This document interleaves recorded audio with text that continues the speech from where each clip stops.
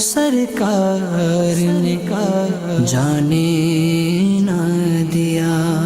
الحمدللہ رب العالمین والصلاة والسلام علی سید المرسلین، اما بعد فاعوذ باللہ من الشیطان الرجیم، بسم اللہ الرحمن الرحیم۔ الصلاة والسلام علیک یا رسول اللہ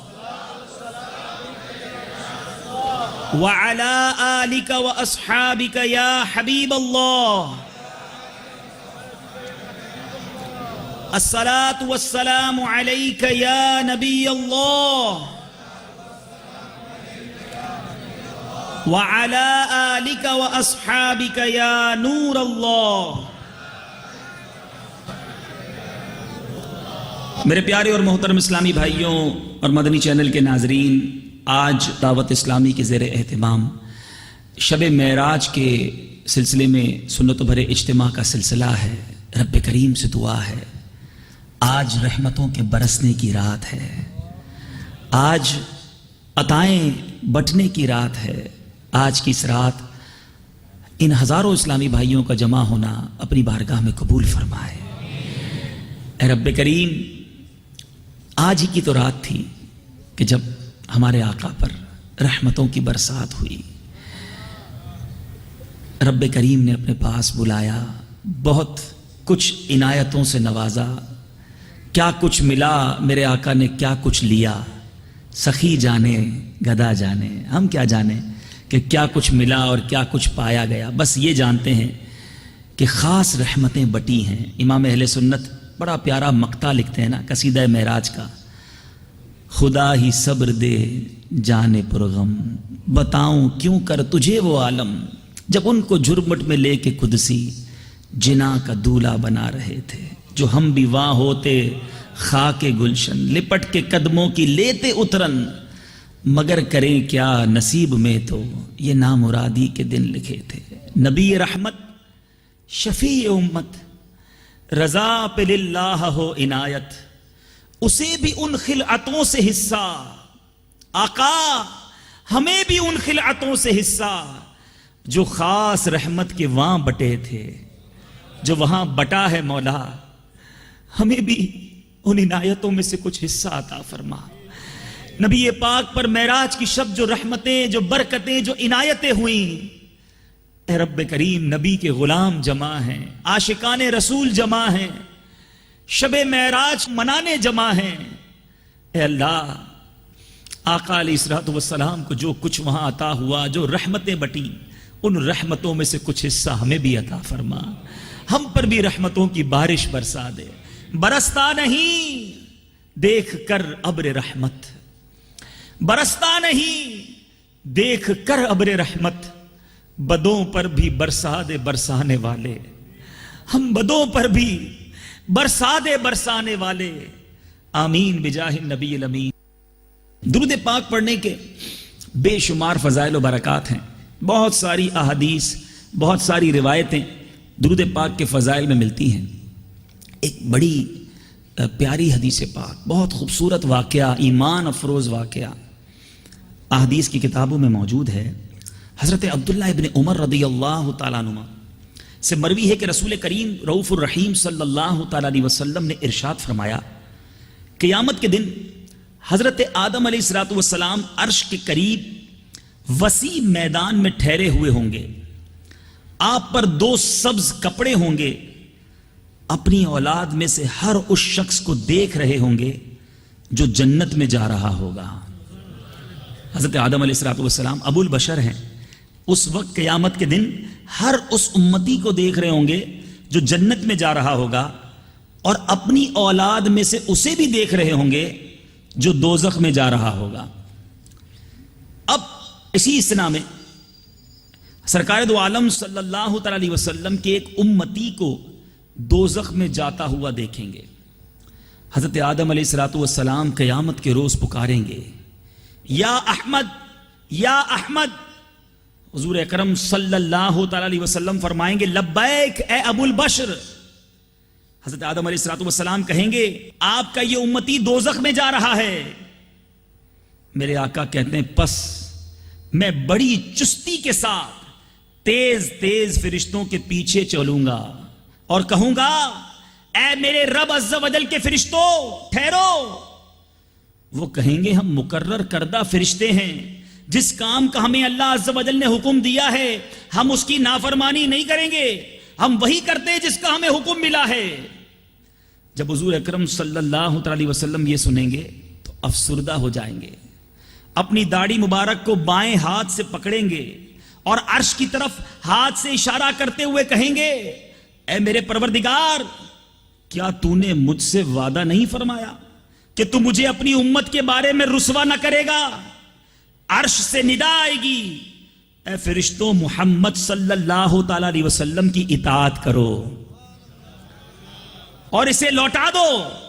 مولانا حسن رضا خان صاحب لکھتے ہیں نا، دکھائی جائے گی محشر میں شان محبوبی کہ آپ ہی کی خوشی آپ کا کہا ہوگا، وہ پاک دل کے نہیں جس کو اپنا اندیشہ. میرے آقا کو کوئی فکر نہیں اپنی، ارے ان کے صدقے ہم نے جنت میں جانا ہے. مگر میرے آقا کا اس وقت حال کیا ہوگا؟ ہجوم فکر و تردد میں گر گیا ہوگا.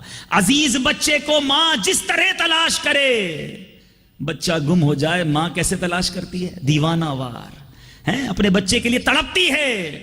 امام اہل سنت کے برادر مولانا حسن رضا خان صاحب لکھتے ہیں عزیز بچے کو ماں جس طرح تلاش کرے، خدا گواہ وہی حال آپ کا ہوگا. ارے ایسے آقا ملے ہیں امتیوں، جھوم جاؤ. ایک امتی جہنم میں جا رہا ہے، میرے آقا فرشتوں کو کہتے رک جاؤ. اور پھر فرشتوں کو حکم کیا ہوگا؟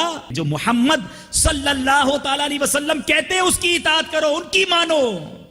تو پتا چلا کہ یہ محشر کا جو میدان ہے وہ سجایا کیوں جا رہا ہے؟ دکھائی جائے گی محشر میں شان محبوبی کہ آپ ہی کی خوشی آپ کا کہا ہوگا. غلام ان کی عنایت سے چین میں ہوں گے. ہم غلام ہیں نا انشاءاللہ، پکی غلامی اختیار کرنا. غلام ان کی عنایت سے چین میں ہوں گے، عدو دشمن حضور کا آفت میں مبتلا ہوگا. کسی کو لے کے چلیں گے فرشتے سوئے جہیم، وہ ان کا راستہ پھر پھر کے دیکھتا ہوگا. فرشتے جب جہنم میں لے جائیں گے تو امتی مڑ مڑ کے آقا کو دیکھے گا. کوئی کہے گا دہائی ہے تاج والے کی، تو کوئی تھام کے دامن لپٹ گیا ہوگا. کوئی قریب ترازو، کوئی لبے کوثر، کوئی صراط پہ ان کو پکارتا ہوگا. میرے آقا سب کی پکار سنیں گے. فرماتے ہیں کس طرح دوڑیں گے؟ ہزار جان فدا نرم نرم پاؤں سے، پکار سن کے اسیروں کی دوڑتا ہوگا. میرے آقا ان کے پاس پہنچیں گے جو پکارے گا. سنیے یہ حدیث پاک جو میں آپ کو سنا رہا ہوں کیسی ایمان افروز ہے. پھر میرے آقا کیا کریں گے؟ جب وہ فرشتے رک جائیں گے عرش سے ندا بھی آ جائے گی کہ جو محمد صلی اللہ تعالی علیہ وسلم فرماتے ان کی اطاعت کرو. تو میرے آقا اپنی گود سے سفید کاغذوں ایک کاغذ نکالیں گے. میرے آقا خود فرماتے ہیں میں اس وقت پھر اپنی گود سے ایک سفید کاغذ نکالوں گا اور دائیں میزان کے پلڑے میں ڈال دوں گا. قیامت کے دن ایک اسکیل لگے گا، میزان عمل. ایک بڑی دلچسپ بات بتاتا چلوں، علماء بتاتے ہیں دنیا میں کسی کا پلڑا بھاری ہو جائے تو پلڑا نیچے ہو جاتا ہے، ہلکا اوپر چلا جاتا ہے. ہیوی جو پلڑا ہوتا ہے اسکیل وہ نیچے آ جاتا ہے. قیامت کے دن جو پلڑا بھاری ہوگا وہ اوپر آئے گا. تو جب میرے آقا وہ کاغذ ڈالیں گے تو نیکیوں کا پلڑا بھاری ہو جائے گا اور وہ اوپر آ جائے گا. تو اب کیا ہوا؟ اس کے بعد میرے آقا علیہ الصلوۃ والسلام کاغذ ڈالیں گے، وہ پلڑا اوپر آ جائے گا. میرے آقا کہتے ہیں میں کہوں گا بسم اللہ، وہ نیکیوں والا پلڑا برائیوں والے پلڑے سے بھاری ہو جائے گا. آواز آئے گی خوش بخت ہے، سعادت یافتہ ہو گیا، اس کا میزان بھاری ہو گیا، اسے جنت میں لے جاؤ. وہ بندہ کہے گا اے میرے پروردگار کے فرشتوں ٹھہرو، میں اس بندے سے بات تو کر لوں جو اپنے رب کے حضور بڑی کرامت رکھتا ہے. گویا وہ ابھی تک آقا کو پہچانا نہیں ہوگا. وہ گناہگار وہ آقا کے دامن سے لپٹ کر کہے گا میرے ماں باپ آپ پر فدا ہوں، آپ کا چہرہ انور کتنا حسین ہے، آپ نے میری لغزشوں کو معاف فرما کر میرے آنسوؤں پر رحم فرمایا ہے. آپ کون ہیں؟ میرے آقا علیہ الصلوۃ والسلام ارشاد فرمائیں گے میں تیرا نبی محمد صلی اللہ تعالی علیہ وسلم ہوں اور یہ تیرا درود پاک ہے جو تو مجھ پر بھیجتا ہے. اس نے تجھ کو پورا نفع پہنچایا جتنا تجھے اس کی ضرورت تھی. اب اگر امام اہل سنت کا وہ کلام سنیں، اپنے کرم سے ہم حلقوں کا پلہ بھاری بناتے یہ ہیں، اپنی بنی ہم آپ بگاڑے کون بنائے، بناتے یہ ہیں. ماں جب اکلوتے کو چھوڑے آ آ کہہ کے بلاتے یہ ہیں. ارے اس دن روایتوں میں آتا ہے کہ ماں بچے سے کہے گی بیٹا ایک نیکی دے دو، میں نے تجھے پال پوس کے بڑا کیا، اپنے پیٹ پہ 9 ماں رکھے. بیٹا ماں سے کہے گا نہیں ماں میں آج تمہاری کوئی مدد نہیں کر سکتا. باپ سے بیٹا کہے گا ابا جان میری تکلیف میں آپ بے کل ہو جایا کرتے تھے، آپ نے میرے لیے 2 نوکریاں کی تھی، ابو بڑی پریشانی ہے، ابو جی کوئی ایک نیکی دے دو. روایتوں میں آتا ہے باپ بیٹے سے کہے گا بیٹا آج کے دن میں تمہاری کوئی مدد نہیں کر سکتا، وہ ایک دن آنا ہے جب ماں بھی ساتھ چھوڑ جائے گی، بیٹا باپ کا ساتھ چھوڑ جائے گا. ہاں ہاں اس دن ایک ہستی ہے جو اس دن بھی ساتھ دے گی، اس دن بھی ہماری مدد فرمائے گی. امام اہل سنت فرماتے ہیں ماں جب اکلوتے کو چھوڑے آ آ کہہ کے بلاتے یہ. باپ جہاں بیٹے سے بھاگے لطف وہاں فرماتے یہ ہیں. رنگے بے رنگوں کا پردہ دامن ڈھک کے چھپاتے یہ ہیں. ہاں ہاں ان کے ہاتھ میں کل کنجی ہے، مالک کل کہلاتے یہ ہیں. ٹھنڈا ٹھنڈا میٹھا میٹھا حوض کوثر پر کون پلائے گا جام، پیتے ہم ہیں پلاتے یہ ہیں. وہ پل صراط جو تلوار سے زیادہ تیز بال سے زیادہ باریک ہوگا، گناہگار کٹ کٹ کر جہنم میں گر رہے ہوں گے. اس پل صراط سے کیسے گزریں گے؟ کیونکہ میرے آقا اسی پل کے تو کنارے رب کی بارگاہ میں سجدہ کر کے رب سلم امتی کی صدائیں بلند کر رہے ہوں گے. امام اہل سنت کیا خوب فرماتے ہیں سلم سلم کی ڈھارس سے پل سے پار چلاتے یہ ہیں. مرکد میں بندوں کو تھپک کے قبر میں اکیلے ہوں گے، وحشت ہوگی، گھبراہٹ ہوگی. ارے کوئی ماں باپ، کوئی دوست یار، یہ فرینڈ سرکل کوئی قبر میں نہیں آئے گا. ایک ہستی قبر میں بھی آئے گی. اعلیٰ حضرت لکھتے ہیں مرکد میں بندوں کو تھپک کر میٹھی نیند سلاتے یہ ہیں. کہاں کہاں کام آئیں گے آقا، کہاں کہاں کام آئیں گے. اعلیٰ حضرت لکھتے ہیں نا کہہ دو رضا سے خوش ہو خوش رہے، کیونکہ مجدہ رضا کا سناتے یہ ہیں. اے غلاموں تمہیں مبارک ہو، ہمیں ایسے آقا ملے ہیں جو ہمیں نہیں بھولے. مگر ایسا لگتا ہے کہ آقا کے غلام آقا کو بھول گئے ہیں، ان کی سنتوں کو بھول گئے ہیں، ان کی تعلیمات کو بھولتے جا رہے ہیں. نہیں، دیکھو انہیں مت بھولنا، ان کا دامن نہ چھوڑنا. آسیو تھام لو دامن ان کا، آسیو تھام لو دامن ان کا. وہ نہیں ہاتھ جھٹکنے والے، ان کا دامن مت چھوڑنا ورنہ کہیں کے نہ رہیں گے. آقا سے لو لگائے رکھنا. امام اہل سنت لکھتے ہیں نہ انہیں جانا انہیں مانا، نہ رکھا غیر سے کام. للہ الحمد میں دنیا سے مسلمان گیا. تو یہ ہے درود پاک کا تحفہ، یہ ہے درود پاک کی برکت. پڑھتے رہیے درود پاک، حرز جاں بنا لیجئے.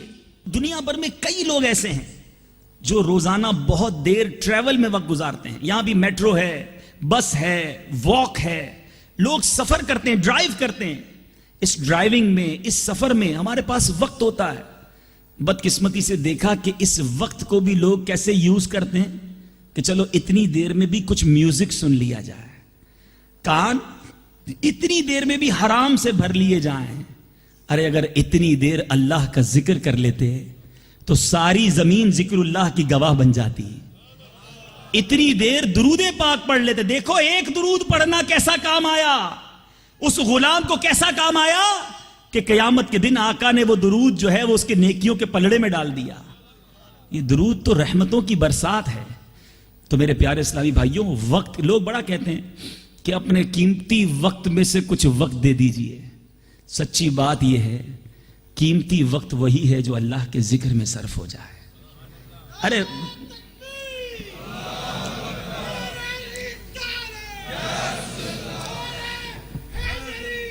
قیمتی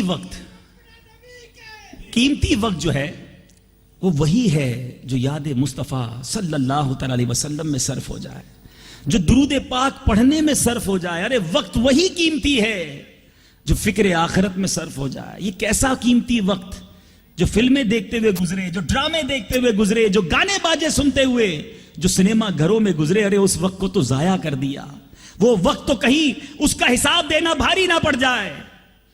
آؤ میرے پیارے اسلامی بھائیوں, شب معراج کے اجتماع میں آئے ہیں. پہلا میسج یہ لے لیجئے کہ اپنے وقت کو قیمتی بنائیں گے اللہ کے ذکر سے, اپنے وقت کو قیمتی بنائیں گے تلاوت قرآن سے, اپنے وقت کو قیمتی بنائیں گے درود پاک پڑھ کر. یہ کتنا بڑا تحفہ ہے پتہ ہے.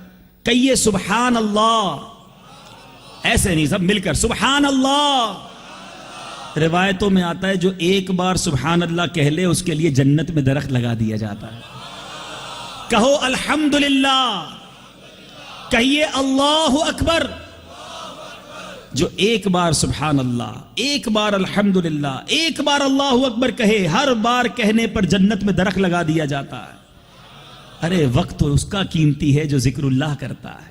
جنت میں درخت لگائی جا رہا ہے. درود پاک پڑھیے, صلو علی الحبیب صلی اللہ تعالی علی محمد صلی اللہ علیہ وسلم. روایتوں میں آتا ہے جو ایک بار درود پاک پڑھے 10 رحمتیں نازل ہوتی ہیں, 10 گناہ معاف کر دیے جاتے ہیں اور 10 درجات بلند کر دیے جاتے ہیں. تو کتنی دیر میں کتنی نیکیاں.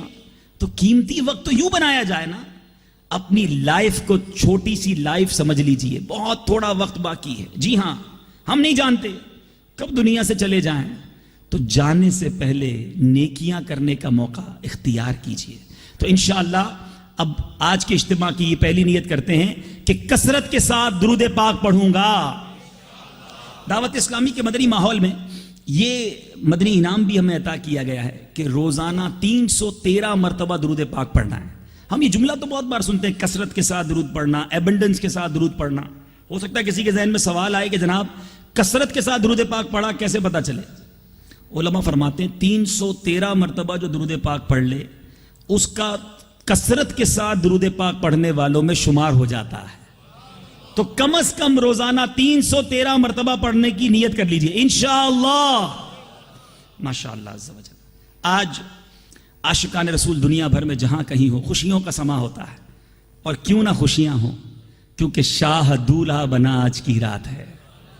میرے آقا کو آج عظیم معجزہ عطا کیا گیا, ایک ایسا معجزہ جس کی عظمت علماء بڑی خوبصورت بات لکھتے ہیں.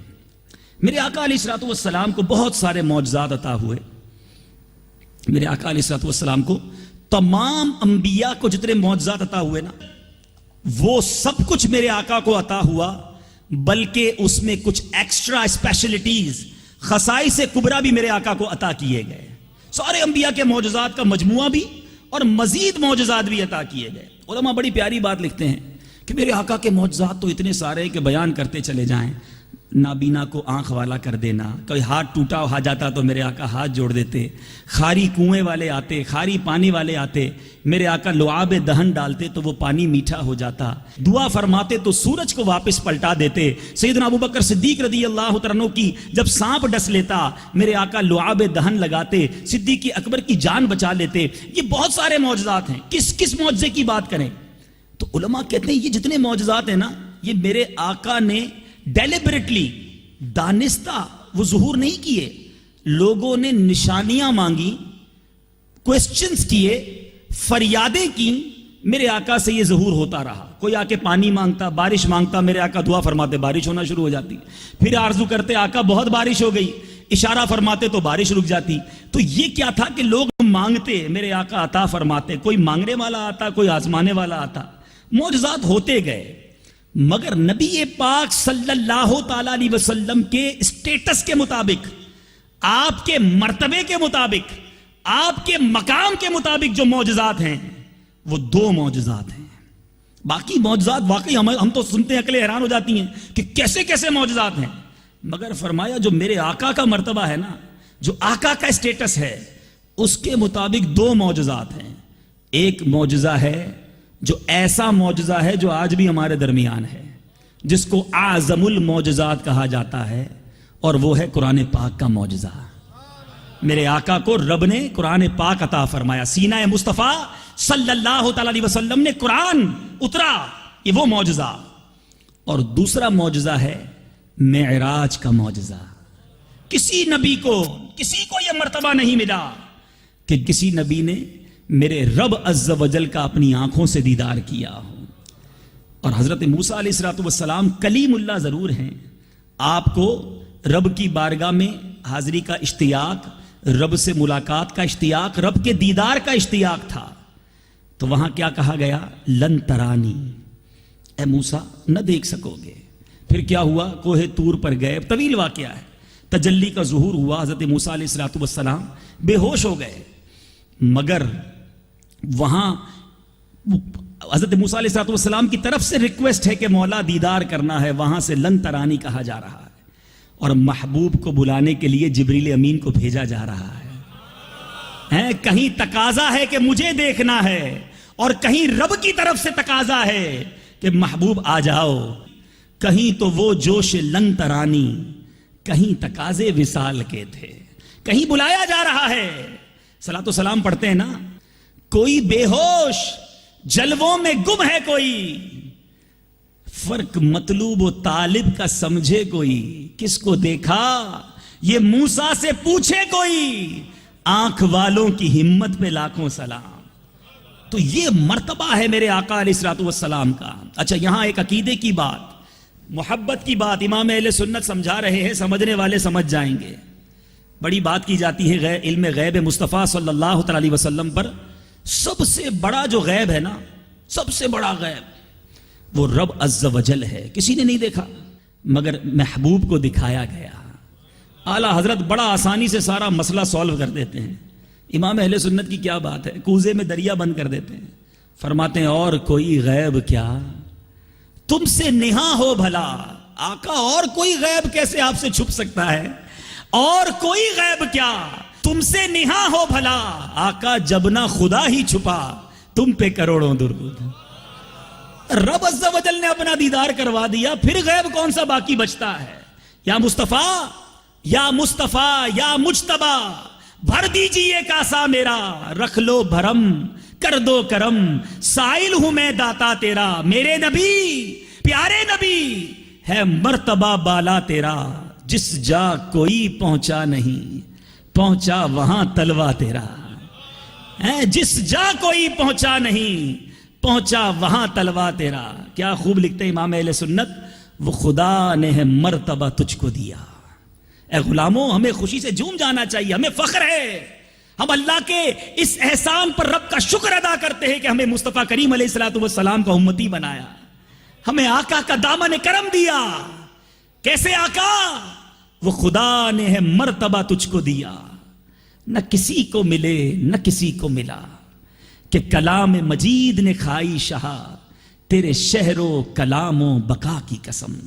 تیرا مسند ناز عرش بری, تیرا محرم راز روح امین, تو ہی سرور ہر دو جہاں ہے شہا, تیرا مثل نہیں ہے خدا کی قسم.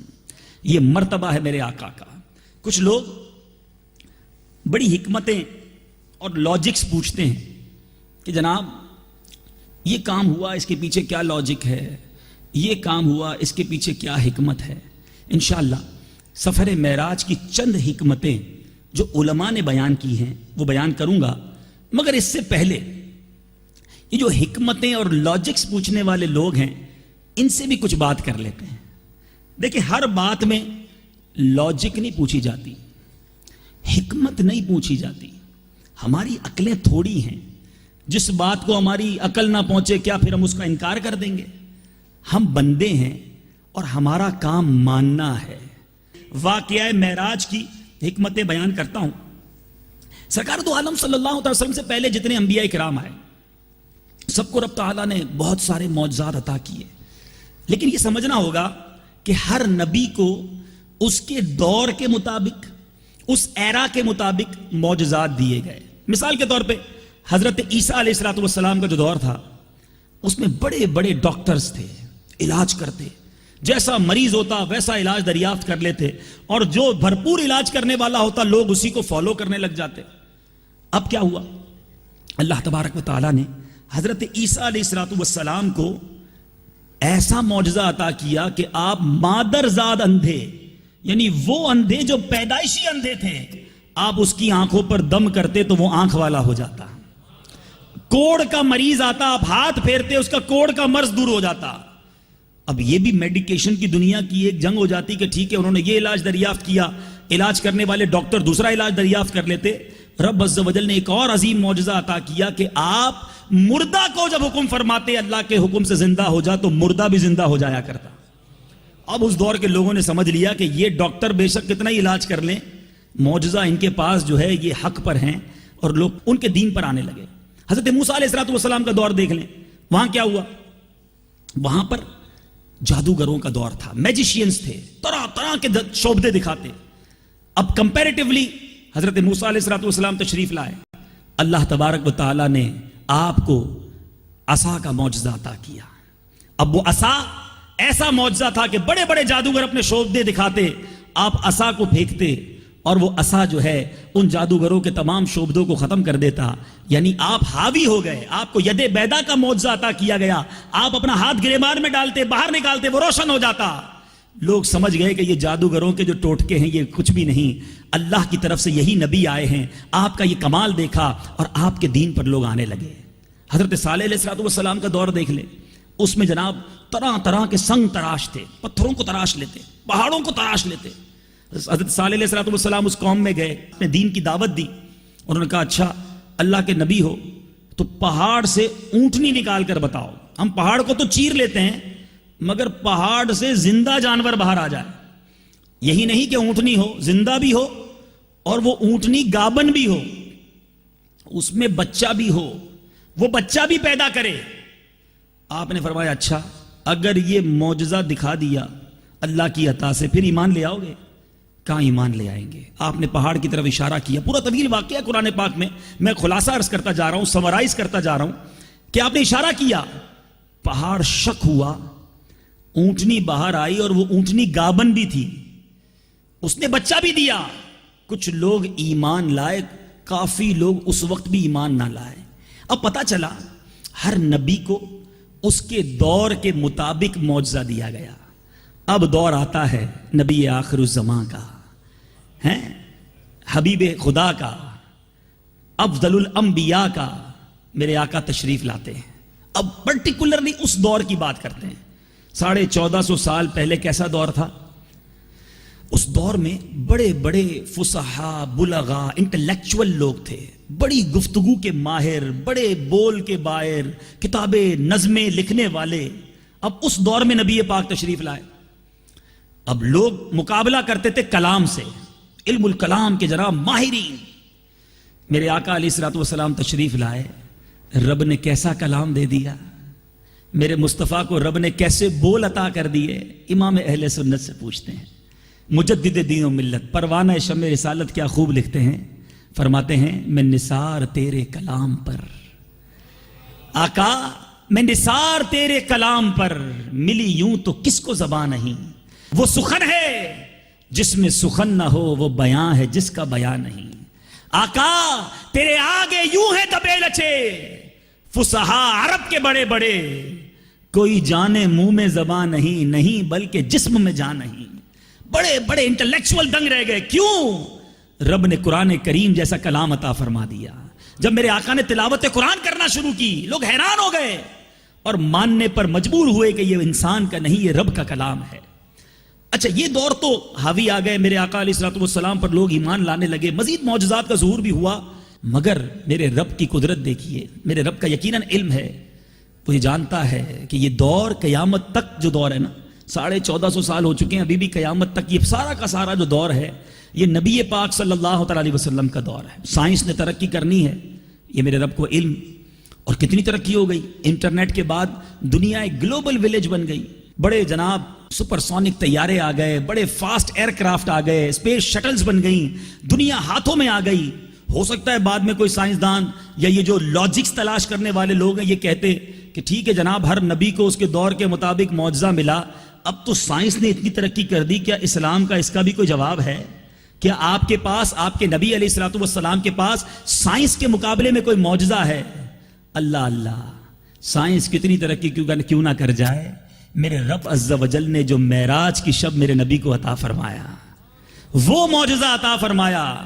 لوگ کہتے ہیں جناب ایئر کرافٹ ایسے بن چکے ہیں کہ آواز کی رفتار سے زیادہ تیز اسپیڈ سے سفر کرتے ہیں، جہاز نکل جاتا ہے، آواز بعد میں آتی ہے، مہینوں کا سفر دنوں میں، اب دنوں کا سفر گھنٹوں میں طے ہونے لگا ہے، مگر اب تک سائنس نہ ایسی ایجاد کر سکی ہے، نہ کرے گی کہ میرے آقا شب معراج یہی رات تھی، آج ہی کی رات تھی، آئے ہائے کیسی رات، ام ہانی کے گھر آرام فرما ہے، جبریل امین تشریف لاتے ہیں، براق کا سفر ہے، بڑے تیز طیارے دیکھے نا، روایتوں میں آتا ہے براق جس پر میرے آقا سوار ہوئے، حد نگاہ، کبھی آپ کھلے میدان میں کھڑے ہو جائیں، سمندر کے کنارے کھڑے ہوں، آپ 100 مائلز تک دیکھ سکتے ہیں، دور دور تک دیکھ سکتے ہیں۔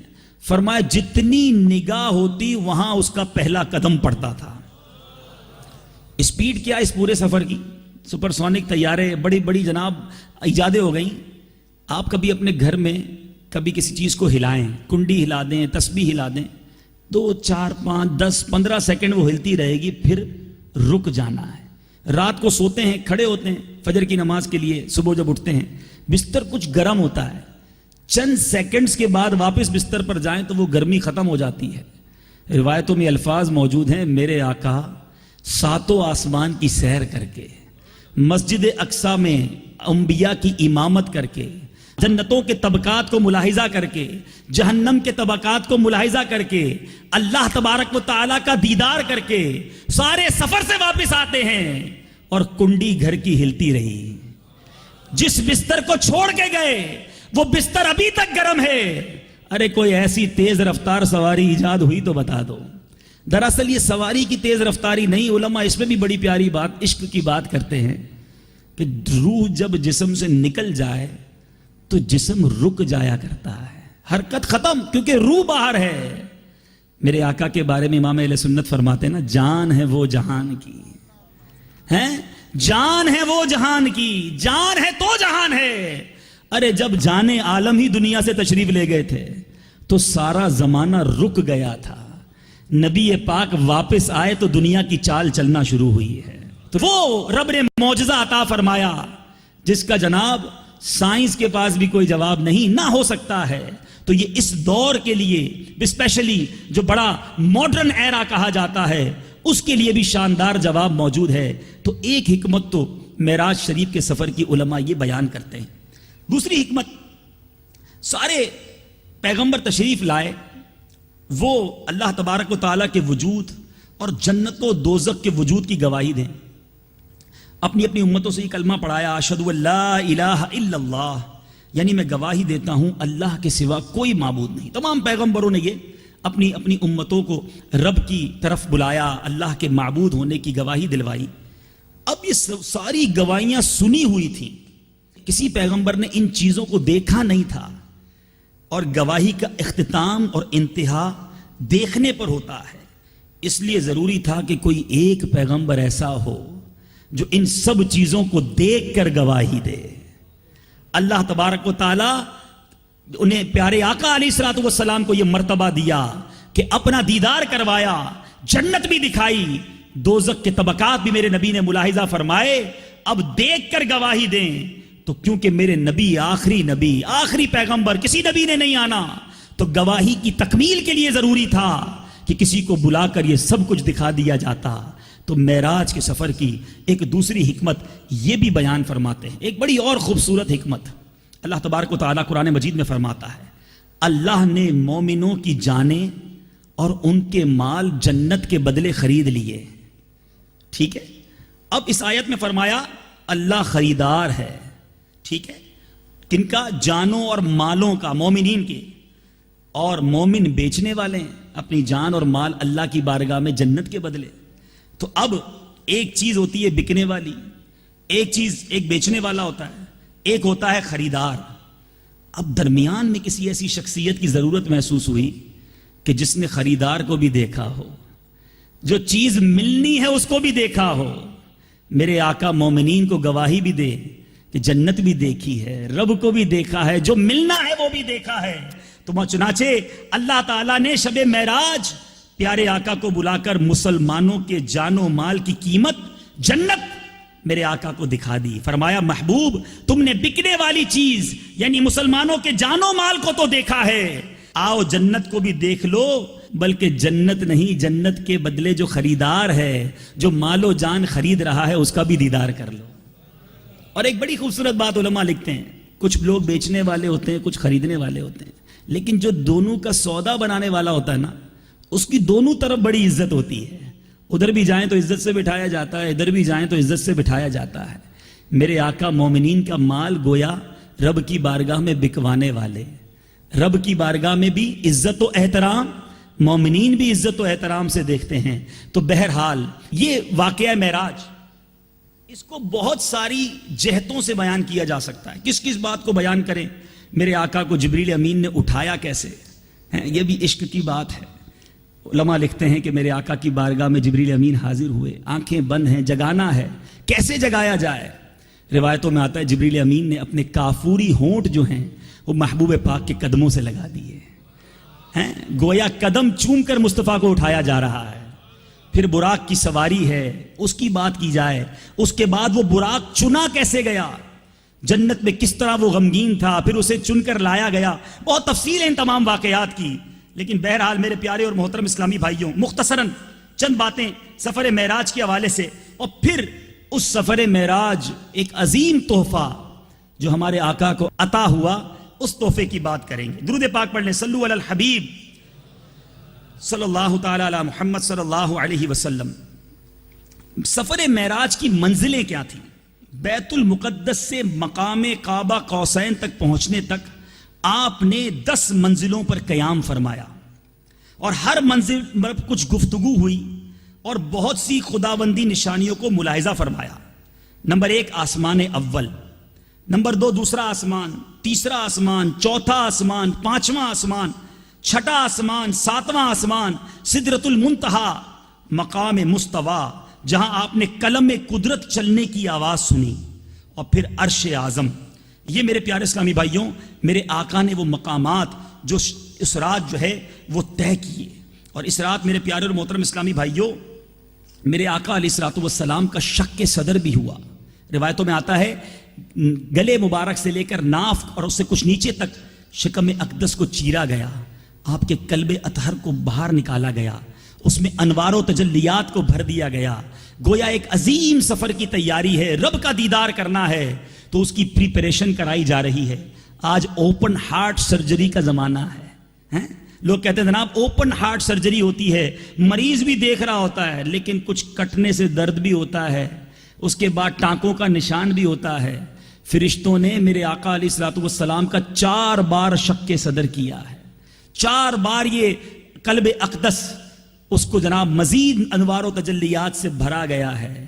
کیا خوب اعلیٰ حضرت میرے آقا کے قلب اطہر کے بارے میں لکھتے ہیں، تو جو چاہے تو ابھی میل میرے دل کے دھلے کہ خدا دل نہیں کرتا کبھی میں لا تیرا،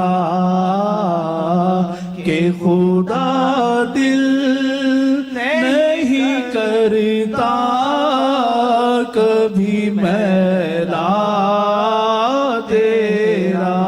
اب معراج کے شب جو سفر شروع ہوا، تیاریاں، پریپریشن. آپ کے گھر بھی کوئی مہمان آتا ہے جیسا مہمان ویسی تیاری کرتے ہیں. کچھ تو آرڈنری وزٹر ہوتے ہیں, کچھ اسپیشل وزٹر ہوتے ہیں, کچھ کی تیاری بڑے دنوں پہلے آپ کرتے ہیں, دن کٹ کٹ کے گزرتے ہیں. ارے اس کے وہ آنے والا ہے, اتنے دن باقی ہیں, اچھا گھر بھی صاف ہونا چاہیے, خوشبو بھی لگاتے ہیں, اچھے کپڑے بھی پہنتے ہیں. ذرا سوچئے تو صحیح, جب محبوب رب العالمین تشریف لے جا رہے تھے تو تیاریاں کیسی تھی, کس طرح جنت کو سجایا گیا, فرشتوں میں کیا شور و غوغا تھا. اللہ اللہ. میرے شیخ طریقت امیر اہل سنت کیا خوب انداز میں لکھتے ہیں صف آرا سب حور و ملک اور غلماں خوش سجاتے ہیں, ایک دھوم ہے عرش اعظم پر, ایک دھوم ہے عرش اعظم پر, مہمان خدا کے آتے ہیں. آج فلک روشن روشن ہے, تارے بھی جگمگ جگمگ. دیکھو ہے آج فلک روشن روشن ہے, تارے بھی جگمگ جگمگ. محبوب خدا کے آتے ہیں, محبوب خدا کے آتے. سفر کیسا ہوا, شان و عظمت دیکھو. قربان میں شان و عظمت پر سوئے ہیں چین سے بستر مل کر. قربان میں شان و عظمت پر سوئے ہیں چین سے بستر پر. جبریل امی حاضر ہو کر, جبریل امی حاضر ہو کر معراج کا مژدہ سناتے ہیں.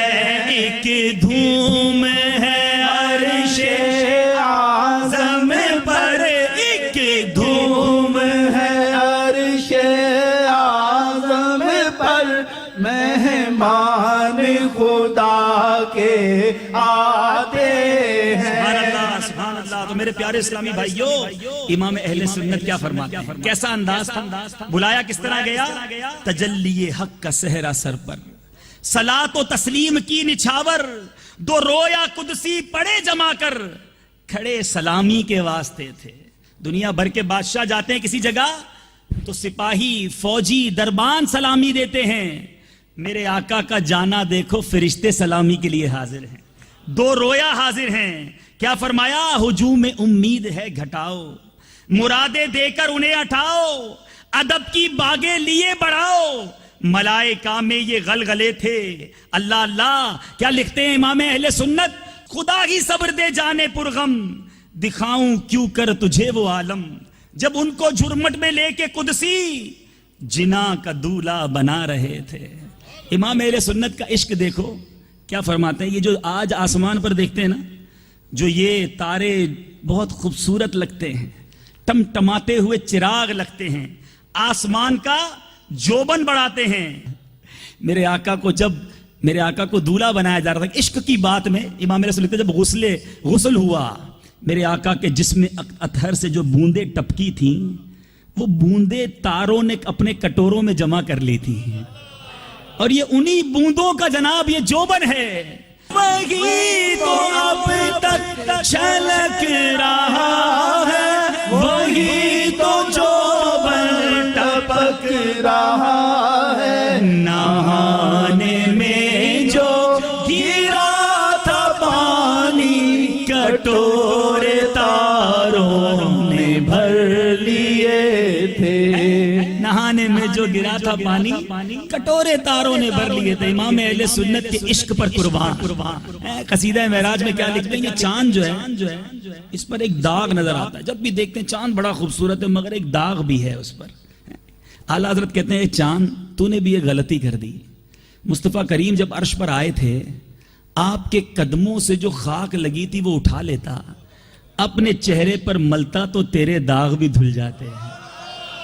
اور کس خوبصورت انداز میں لکھتے ہیں, ستم کیا کیسی مت کٹی تھی کمر وہ خاک ان کے راہ گزر کی, ستم کیا کیسی مت کٹی تھی کمر وہ خاک ان کے راہ گزر کی, اٹھا نہ لایا کہ ملتے ملتے یہ داغ سب دیکھنا مٹے تھے. تو ایسا سفر, ایسی تیاری, ایسی پریپریشن کیوں؟ محبوب رب العالمین جا رہے ہیں, رب کے محبوب کی آمد ہے. اور پھر سدرۃ المنتہا پر کیا ہوا, وہ روایتیں کئی جگہوں پر حدیث میں مضمون موجود ہے کہ اب جبریل امین فرماتے ہیں, عرض کرتے ہیں یا رسول اللہ اس سے آگے میں نہیں جا سکتا, اب آگے کوئی نہیں جا سکتا. اب کون جائے گا؟ اب مصطفیٰ کریم علیہ الصلوۃ والسلام آگے جا رہے ہیں. اب جبریل امین وہاں رک گئے, اب جبریل امین کے بعد بھی میرے آقا علیہ الصلوۃ والسلام آگے جا رہے ہیں. اور پھر وہاں کیا ہوا, کیا ملا, کیا باتیں ہوئیں, میرے رب عز و جل نے کیا عطا فرمایا, رب جانے, مصطفیٰ علیہ الصلوۃ والسلام جانے. مگر اس رات ایک عظیم تحفہ سرکار دو عالم صلی اللہ تعالی علیہ وسلم کی امت کو ملا, اور وہ تحفہ ہے نماز کا تحفہ. شب معراج ہے آج, 27ویں شب ہے, آج کی رات ایک خصوصی تحفہ ہمیں ملا ہے, اور وہ نماز. اور کتنی نمازیں ملی؟ 50 نمازیں. حضرت موسیٰ علیہ الصلوۃ والسلام نے عرض کیا یا رسول اللہ آپ کی امت 50 نہیں پڑھ سکے گی, واپس جائیے. اب واپس تشریف لے گئے, 45 ہوئی, 40 ہوئی, بار بار کا جانا اور آنا.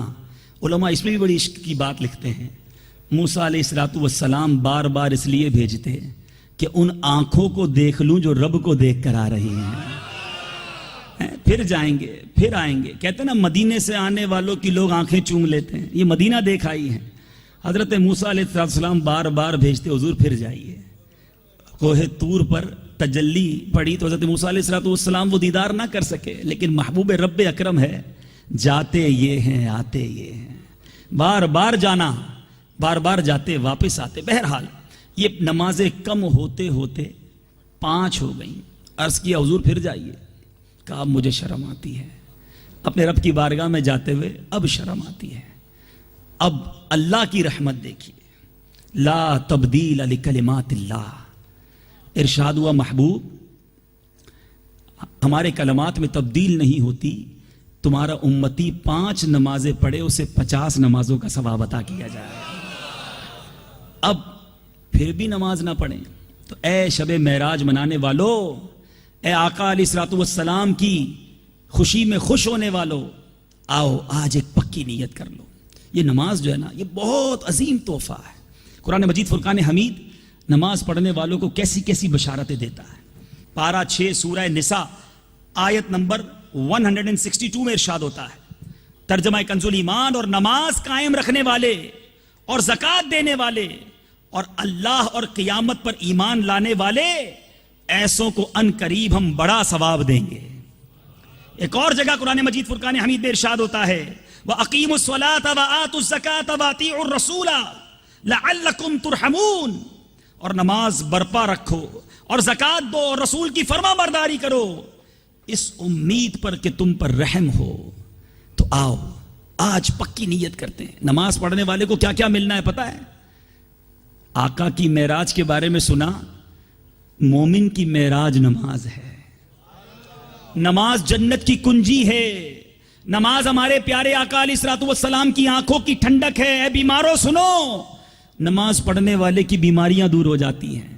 اے رزق میں تنگی کا شکوہ کرنے والوں سنو, جو نماز پڑھتا ہے اس کے رزق میں برکت ڈال دی جاتی ہے. نمازی کے چہرے پر نور آ جاتا ہے.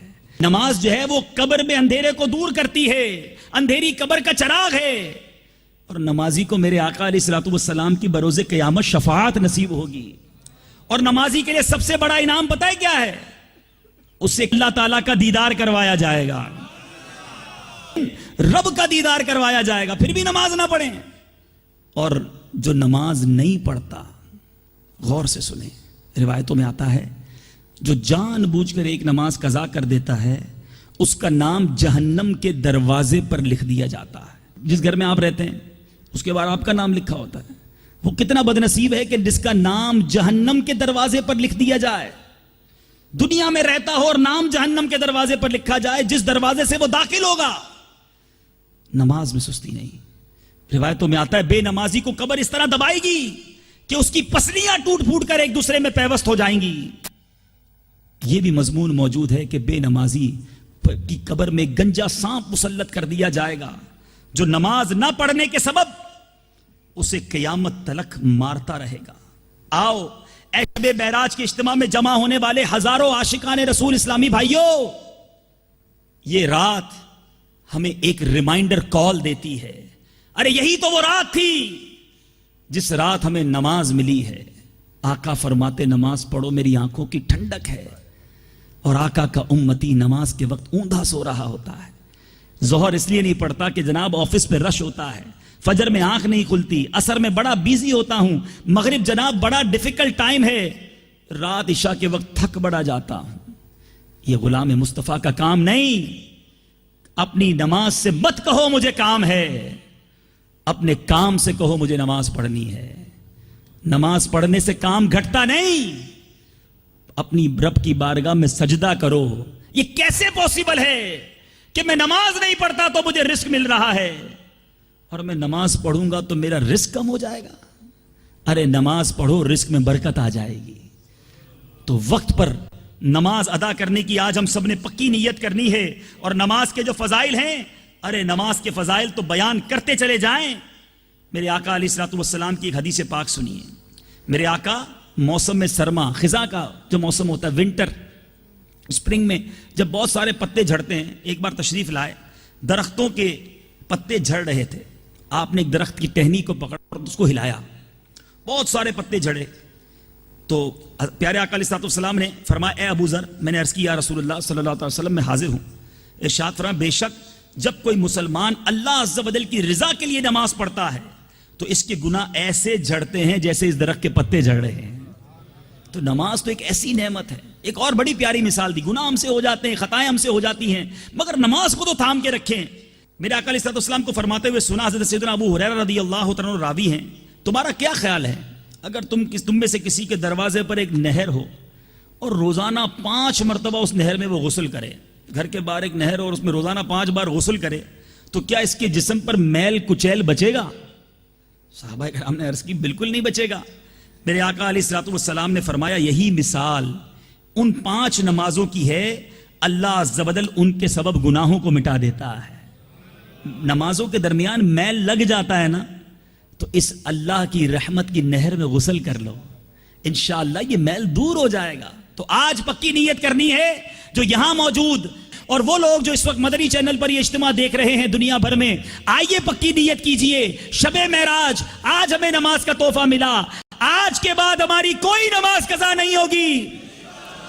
ایسا نہیں، ایسا بلند نعرہ بلند کرے کہ شیطان دور بھاگ جائے، آج کے بعد ہماری کوئی نماز قضا نہیں ہوگی۔ اچھا جتنی نمازیں قضا ہوئی ہیں وہ پڑھنی پڑیں گی۔ کسی کا قرض دیر سے دو تو پہلے تو قرض دیر سے دینے کی معافی مانگنی ہے اور قرض بھی دینا ہے، خالی معافی مانگنے سے قرض معاف نہیں ہو جاتا۔ توبہ کیا کرنی ہے؟ یا اللہ جو نمازیں نہ پڑھ سکے قضا کر دی اس کی ہمیں معافی عطا فرما، مگر نماز ہم پر پڑھنی ہے، ہمیں پڑھنی ہے جو قضا ہو گئی، تو اب اس کا کیلکولیشن کر لیں، اس کا حساب کریں اور تھوڑی تھوڑی اس طرح پلان کر لیں کہ نماز ادا کریں۔ تو یہ بھی نیت کر لیں جس کے ذمے جو قضا نماز باقی ہے وہ بھی ادا کروں گا ماشاءاللہ۔ اب اس رات میرے آقا علیہ الصلوۃ والسلام نے جہنم کے طبقات کو بھی ملاحظہ فرمایا۔ اب ان جہنم کے طبقات میں میرے آقا علیہ الصلوۃ والسلام نے کچھ لوگوں پر عذاب ہوتے ہوئے دیکھا۔ کیا ہوا؟ دیکھا ایک قوم پر آپ کا گزر ہوا، اس کی شرمگاہ پر آگے پیچھے چیتھڑے لپٹے ہوئے تھے، وہ حیوانوں کی طرح کاٹے دار زقوم اور جہنم کے پتھر کھا رہے تھے۔ آپ نے فرمایا یہ کون لوگ ہیں؟ جبرائیل نے عرض کی یہ وہ لوگ ہیں جو اپنے مالوں کی زکوٰۃ نہیں نکالتے تھے۔ اے وہ لوگوں جن کو اللہ نے مال و دولت سے نوازا ہے اور زکوٰۃ نہیں دیتے. اچھا کچھ لوگ زکوٰۃ دیتے ہیں تو اپنی طرف سے ہی کیلکولیشن کر لیتے ہیں, اندازن نکال دیتے ہیں. نہیں, کسی عالم دین سے, کسی مفتی صاحب سے رجوع کیجئے, اپنی پوری انکم, پراپرٹی, اپنے ایسٹس بتائیے. کیا پتا آپ کی کیلکولیشن ہی غلط ہو. پراپر زکوٰۃ نکالنا ہم پر ضروری ہے. تو اپنی زکوٰۃ پوری نکالنے کی بھی آج نیت کریں کہ انشاءاللہ اب اپنی پوری زکوٰۃ نکالیں گے, اور جن کی باقی ہے وہ بھی ادا کریں. چلیں زکوٰۃ کی بات چلی ہے تو دعوت اسلامی تبلیغ قرآن و سنت کی غیر سیاسی عالمگیر تحریک, جس کا مدنی کام آپ کے سامنے ہے. دعوت اسلامی دنیا بھر میں کس بڑے پیمانے پر دین کی خدمت کر رہی ہے. مدارس ہوں, جامعات ہوں, مساجد ہوں, مراکز ہوں, جناب زلزلوں میں لوگوں کی خدمت کرنا ہو, سیلابوں میں فلاحی کام کرنا ہو, کس شعبے میں دعوت اسلامی اپنی خدمتیں نہیں دے رہی. غیر مسلموں کو مسلمان کرنا ہو, بلکہ یہ جو مدنی چینل جس پر آپ یہ سلسلہ دیکھ رہے ہیں, کروڑوں روپے تو اس پر اخراجات ہوتے ہیں دعوت اسلامی کے. تو وہ مہینے آ رہے ہیں جس میں لوگ اپنی زکوٰۃ, اپنے عطیات, اپنے ڈونیشنز نکالتے ہیں. تو میں آپ سب سے گزارش کرتا ہوں, اپنے غریب رشتہ داروں کا بھی خیال رکھیں, اپنے مسلمان پڑوسیوں کا بھی خیال رکھیں. اور اس کے بعد آپ کے سامنے دعوت اسلامی کا اتنا بڑا کام ہے تو اپنی دعوت اسلامی کو مت بھولیے گا. سنتوں کے اس عظیم کام میں ہمیں آپ کے مالی تعاون کی بھی ضرورت ہے. تو ضرور اپنی زکوٰۃ اور اپنے عطیات بھی دعوت اسلامی کو انشاءاللہ آپ نے دینا ہے. اسی طرح میرے پیارے اسلامی بھائیوں, عرض یہ ہے کہ دعوت اسلامی کے مدنی قافلے, اب جب ہم نے انشاءاللہ پیارے آقا علیہ الصلوۃ والسلام کی سنتوں پر عمل کرنے کی نیت کر لی ہے, تو اب یہ بھی نیت کریں کہ انشاءاللہ دعوت اسلامی کے مدنی قافلوں میں سفر کرتے رہیں گے, اجتماعات میں شرکت کرتے رہیں گے, مدنی چینل دیکھتے رہیں گے. کیونکہ ہم بعض اوقات نیت تو بڑی کر جاتے ہیں, نمازوں کی نیت پہلے بھی بہت کی ہیں, گناہ سے بچنے کی نیتیں پہلے بھی بہت کی ہیں, لیکن پھر کیا ہوتا ہے, وہی فرینڈ سرکل, وہی برا ماحول, اور پھر ہم گناہوں میں مبتلا ہو جاتے ہیں. تو آج تمام اسلامی بھائی یہ نیت کریں کہ انشاءاللہ عز و جل اب پابندی کے ساتھ, آپ جہاں جہاں سے آئے ہیں, آپ کے قریب ہر جمعرات دعوت اسلامی کے مدنی حلقے ہوتے ہیں, پھر اسی طرح ہمارے مدرسۃ المدینہ بالغان ہیں, مدنی چینل آپ کے گھروں میں آ رہا ہے, مدنی قافلے سفر کرتے ہیں دنیا بھر میں, جہاں ناظرین ہمیں دیکھ رہے ہیں, اپنے آپ کو اس مدنی ماحول کے ساتھ باندھ لیجئے. انشاءاللہ مدنی ماحول سے وابستہ ہو جائیں گے تو نبی پاک صلی اللہ تعالی علیہ وسلم کی سنتوں پر عمل کرنے کا جذبہ ہمارا پکا ہو جائے گا. تو نیت کریں انشاءاللہ مدنی قافلوں میں بھی سفر کریں گے. اللہ تعالی ہم سب کو عمل کی توفیق عطا فرمائے. صلو علی الحبیب. تیرے اعمال کا بدلہ تو جہنم ہی تھا, میں تو جاتا مجھے سرکار نے کہا, جانے